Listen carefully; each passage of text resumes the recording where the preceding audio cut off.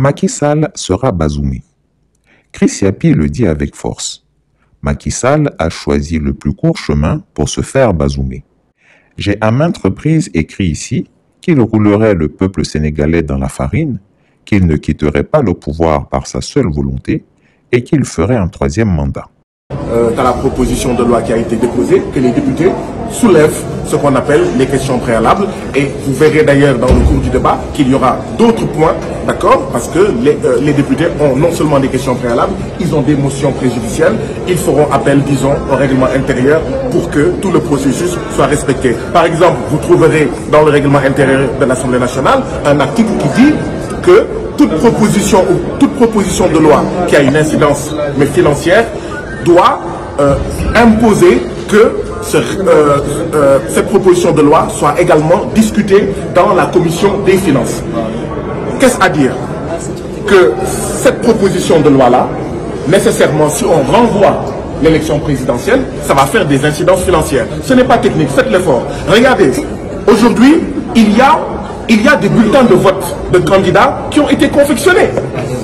Si on reporte l'élection présidentielle, il va y avoir une incidence financière.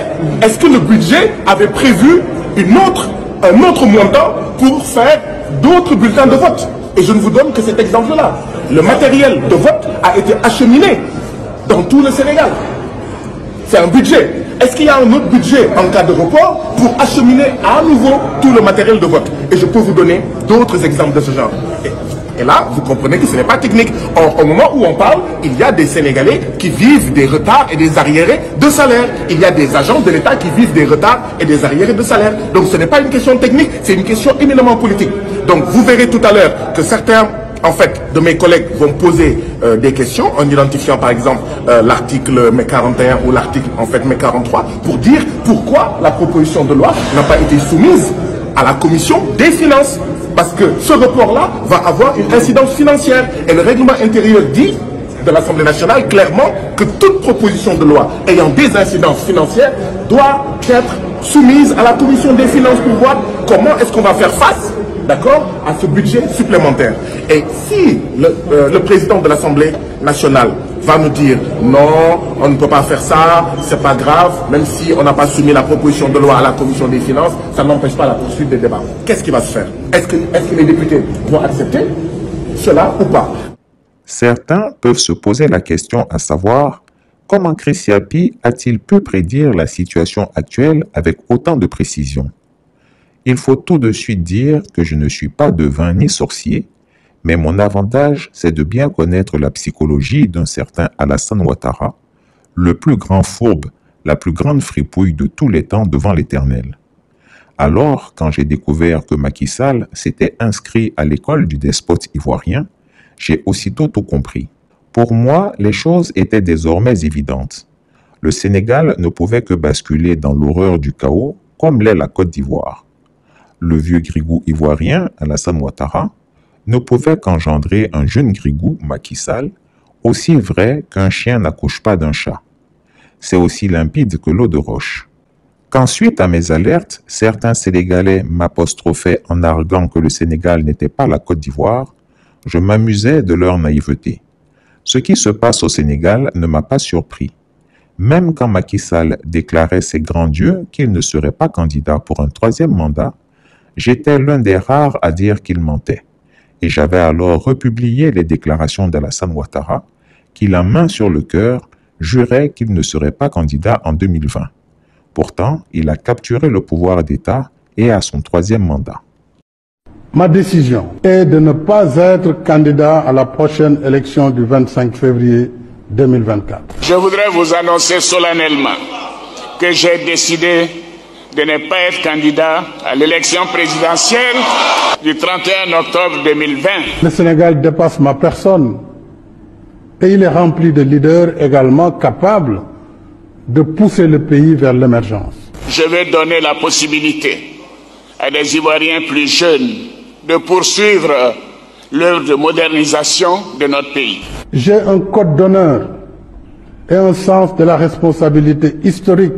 Je rends ici un hommage à mes prédécesseurs, les présidents Léopold Sédar Senghor, Abdou Diouf et Abdoulaye Wade. Des jeunes Ivoiriens honnêtes qui ont appris à nos côtés, comme nous l'avons fait, aux côtés du père de la nation, le président Félix Houphouët-Boigny. Je resterai à vos côtés, à votre écoute et au service de la République et de la nation. Je voudrais vous rassurer, je resterai disponible pour apporter ma contribution par mes conseils et mes relations. Vive la République, vive la Côte d'Ivoire. Vive la République et vive le Sénégal.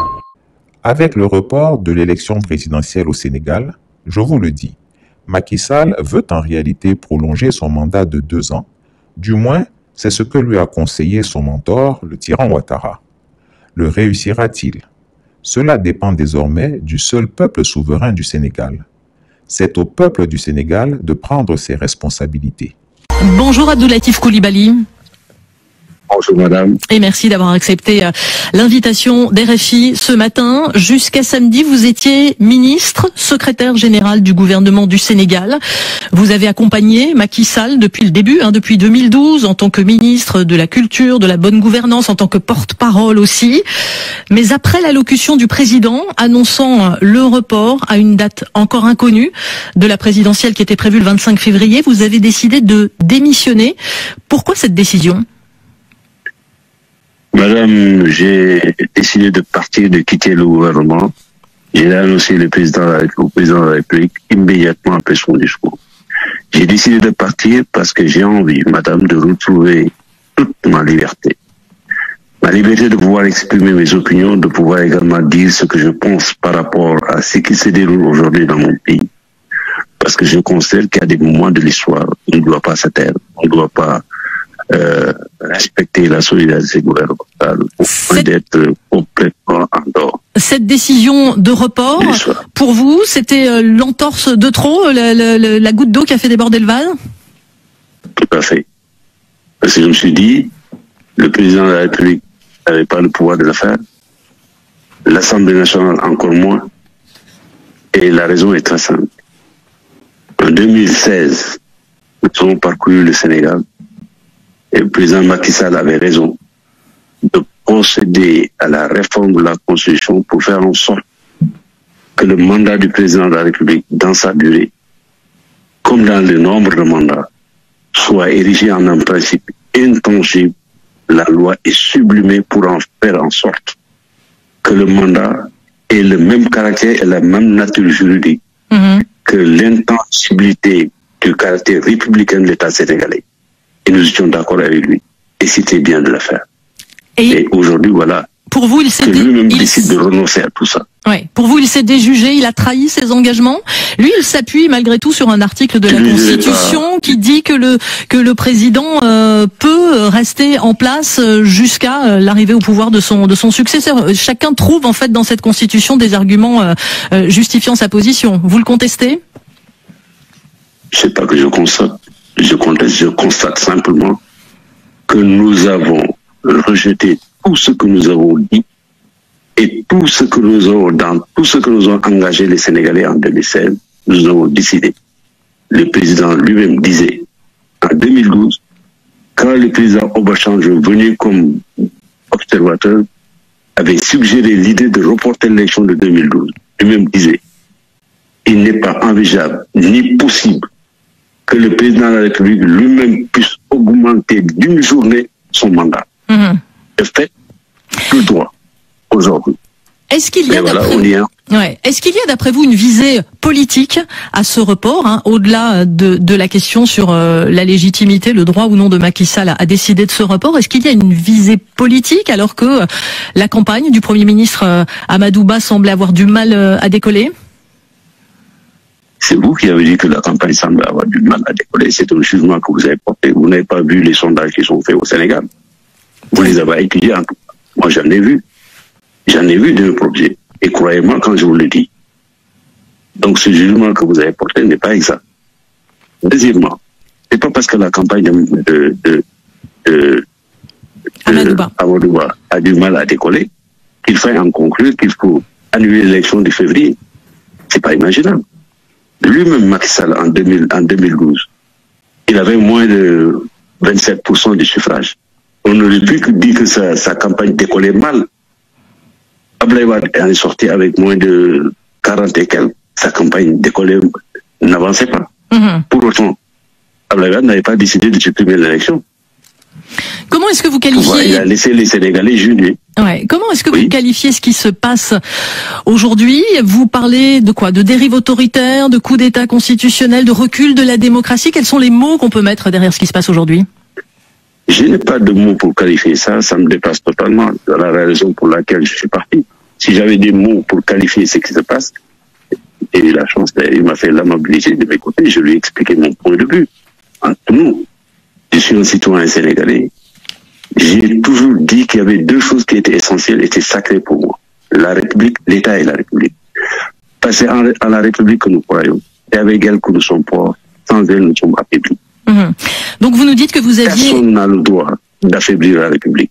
Ce qui se passe, c'est qu'on affaiblit la République. Vous nous dites que vous aviez alerté le président Macky Sall sur les risques de décider d'un tel report. Vous n'avez donc pas été entendu. Alors l'Assemblée nationale va se pencher aujourd'hui sur ce report. Le projet propose 6 mois. Quelles sont, pour autant que vous le savez, Abdou Latif Coulibaly, les intentions de Macky Sall? Faire durer cette transition jusqu'à quand? Justement, je ne peux pas comprendre ses intentions. Parce que ce report n'est pas un avantage pour lui et en rien du tout. Peut-être satisfaire quelque part une demande que je ne réalise pas, que je ne vois pas l'objectif final qui est attaché à ça. Peut-être c'est simplement quand on exerce le pouvoir qu'on croit que tout est possible. Et tout ce qu'on pense devoir faire, on le fait. Oui, mais dans la seule mesure où ça va dans un sens et se déroule dans le sens de l'histoire que nous voulons pour notre pays. En 2023, le 3 juillet, avec une lucidité remarquable, le président se présente au Sénégal. Le qui, je ne serai pas candidat, même si la loi m'en donne le droit. À mon avis, il aurait été préférable, s'il veut rester au pouvoir, de s'engager comme Abdoulaye Wade l'avait fait, d'avoir à faire face à des contestations, ce qui aurait été normal. Mais de se présenter au suffrage des Sénégalais, s'il gagne, il est président de la République, s'il ne gagne pas, mais il comme Abdoulaye Wade avait fait. Mais Macky Sall aujourd'hui dit qu'il ne sera pas plus candidat après ce report qu'avant, qu'il laissera de toute façon la place. Mais c'est encore pire de le dire, de le savoir et de faire ce qu'il a fait. C'est encore pire. Pourquoi? Parce que s'il était candidat, madame, il aurait lui-même participé au cours de l'histoire. Mais cette fois-ci, il arrête l'histoire. Même momentanément, il arrête. Et tout le monde est concerné. S'il se présentait et assumait sa volonté de le faire, il aurait été contesté, mais il serait présenté au suffrage des Sénégalais. Les Sénégalais auraient dit oui ou non. Mais là, c'est lui-même qui décide du sort global du pays. Est-ce qu'il a pu y avoir, d'après vous, un accord avec le PDS de Karim Wade pour un report de ce scrutin? Parce que c'est vrai que c'est étonnant de voir le président de la République mettre ainsi les institutions en danger pour voler au secours d'un opposant et lui permettre éventuellement de se présenter finalement. Un accord écrit, je ne sais pas, je ne veux pas le dire, mais un accord sur la démarche et la procédure, c'est évident. La majorité a voté avec le PDS. Et le PDS. Avec le PDS de Karim Wade. De façon très grave, le Premier ministre d'avoir corrompu des magistrats. Et ça, c'est écrit noir sur blanc. Le Premier ministre de la République, avec qui on siège au Conseil des ministres, avec qui on n'a pas rompu, la majorité l'accusait comme ça. Il n'est pas devant une cour de haute cour, et ça n'existe même plus au Sénégal. Il n'est pas jugé. Mais voilà aujourd'hui qu'on le jette en pâture. Qu'on jette toute une majorité en pâture.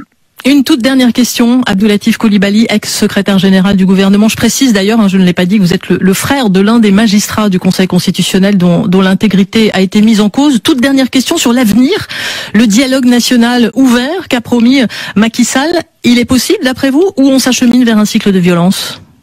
Je dois préciser, et c'est un prétexte fallacieux, cette histoire de corruption. Pourquoi?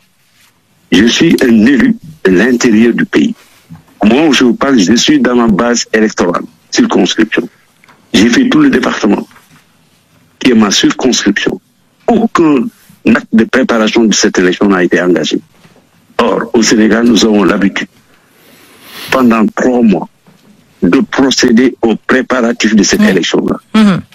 À la formation des électeurs, au prépositionnement du matériel, rien n'a été fait. Et pour vous, c'est préparatif? Et ça devait se faire bien avant que le Conseil constitutionnel se réunisse. Ils l'ont pas fait. Macky Sall sera proprement bazoumé si le peuple sénégalais dit non et que son armée républicaine vient à sa rescousse. Qui osera condamner les militaires sénégalais si dès lors ils agissent en légitime défense pour sauver la nation sénégalaise qui fonce inexorablement vers l'abîme, le chaos? Si certains observateurs s'interrogent encore sur la popularité des coups d'État militaires en Afrique, ils ont la réponse sous leurs yeux. Les coups d'État militaires, en tout cas ces dernières années, sont moins sanglants, la plupart du temps avec 0 mort, que les coups d'État civils constitutionnels. La vérité rougit les yeux, mais ne les casse pas. Militaires sénégalais, on vous regarde et on ne sera pas fâché contre vous. Les jolies femmes africaines vous attendent pour vous couver d'amour. Je m'adresse singulièrement à cette jeunesse. Prise en étau, angoissée par un avenir sans horizon, minée par le chômage et la honte de ne pouvoir se réaliser et aider ses parents. Engloutie dans les océans et le désert, à la recherche désespérée d'un hypothétique ailleurs meilleur. À cette jeunesse, je rappelle ce qui nous lie, parce que tout le monde sait qu'il y a un lien particulier entre nous et la jeunesse. Ce qui nous lie, c'est l'idéal d'une société juste, dont les ressources et les richesses seront partagées équitablement et où toutes les chances seront égales. Aux frères et sœurs africains, l'heure de notre révolution a sonné. N'acceptons plus ces petits présidents comploteurs, toujours à la solde de quelqu'un, mais jamais au service de leur peuple. Partout en Afrique doit souffler un vent nouveau de liberté, de démocratie, de souveraineté. Le 21e siècle doit être africain et siffler le réveil du phénix endormi depuis trop longtemps. Chris Yapi ne ment pas. Retrouvez Chris Yapi sur ses 2 chaînes YouTube, sa chaîne Dailymotion, Instagram et VK.